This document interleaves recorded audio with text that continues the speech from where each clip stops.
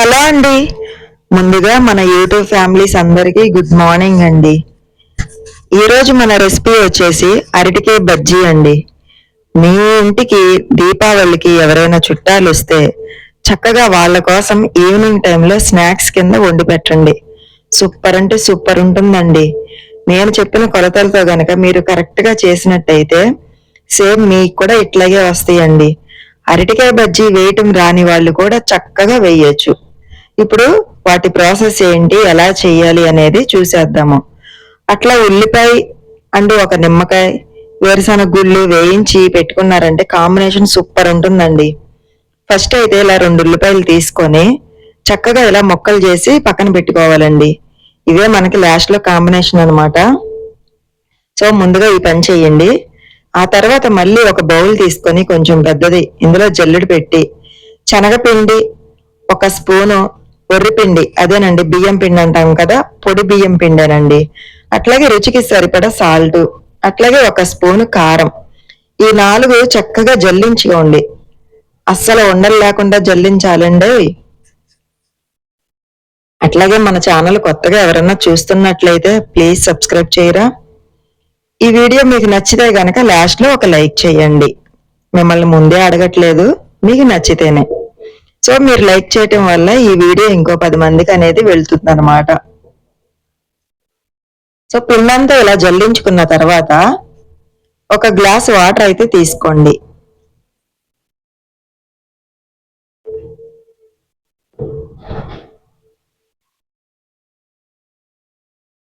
నాకైతే లాస్ట్ లో ఉప్మా రవ్వ వచ్చిందండి. అదే బొంబాయి రవ్వ, సూజీ రవ్వ అంటాం కదా.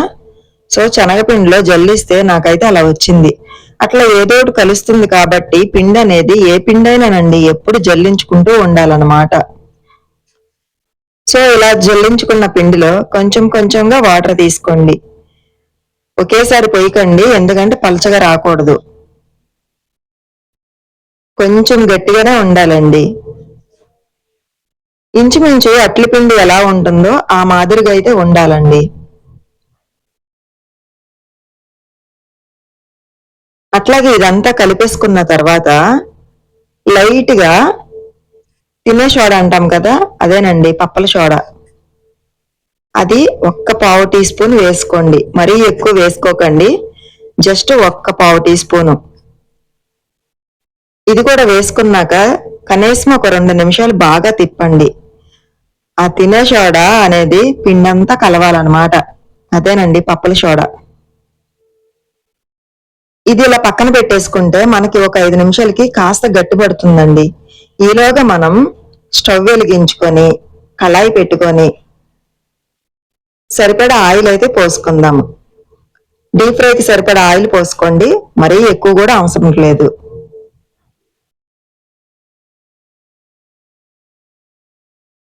నేనైతే ఒక పావు లీటర్ పోసానండి ఆయిల్. ఇప్పుడు ఈ గిన్నె పక్కన పెట్టుకొని అరటికాయలు తీసుకొని క్రాస్ గా కట్ చేసుకోవాలండి. ఫస్ట్ అయితే తొక్కు తీసేయండి, తర్వాత క్రాస్ గా కట్ చేయండి.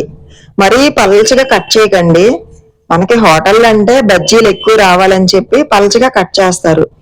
మనం తినేది ఇంట్లోనే కాబట్టి కొంచెం దలసరిగా కట్ చేసుకోండి. అప్పుడే మనకి అరటికాయ తింటున్న ఫ్లేవర్ అయితే తగులుతుంది అనమాట. ఆ లాస్ట్ లో మిగిలిపోయిన 2 కూడా పడేయక్కర్లేదండి, లాస్ట్ లో మనం వేసుకోవచ్చు మళ్ళీ. అవే నేను 3 బజ్జీలు చిన్నవి చూపించాను కదా, అవే అన్నమాట. సో ఇలా కోసుకున్నవి ప్రతి కూడా పిండిలో పెట్టేసుకోండి, లేదంటే కలర్ మారిపోయి వేరే కలర్ లో అయితే కనిపిస్తాయి అన్నమాట బజ్జీ ముక్కలు. సో 2 గుప్పిళ్ళు అయితే నేను పల్లీలు తీసుకున్నానండి. ఈ పల్లీలు వేయించుకొని పక్కన పెట్టుకోండి. ఇప్పుడు మనం ఆల్రెడీ పిండిలో వేసుకున్నాం కదా అరటికాయలు, ఆ మొక్కల్ని అన్ని ఒక పక్కన పెట్టుకోండి. పిండి అనేది ఒక పక్కకు ఉండాలి. ఇలా ప్రతి బజ్జీ వేసుకున్నారంటే చక్కగా వస్తుందండి. మీకు ఒక్కొక్కసారి పిండి అంటకపోతే ఇలా 2-3 సార్లు పిండిలో ముంచండి.